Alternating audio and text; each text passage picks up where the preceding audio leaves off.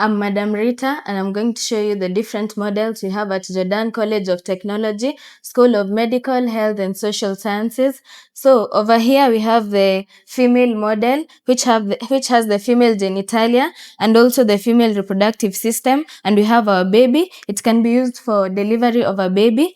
We have also our foot for diabetic foot ulcer, which is also used in the management of diabetes. We also have our newborn, and this is a baby that is also used in procedures used in the medical school. We also have our intravenously injected hand model, which has the routes for the intravenous injections. And we also have our blood pressure monitoring measurement machine. So this one we use using the sphygmomanometer, and it's technologically connected to a sample that is used to monitor the blood pressures, and you can set it, and after setting it you test and see if it's working. We also have our baby mannequin, our model.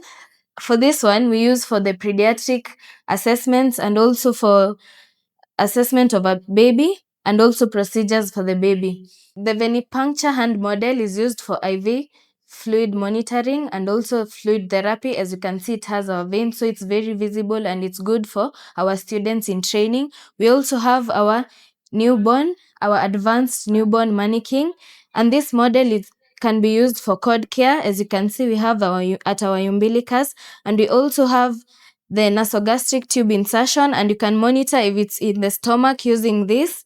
And we also have the CPR. We have this one. As you do your CPR, you monitor using this one, and you see if it's high, it's low, or it's giving the for normal respiration rates.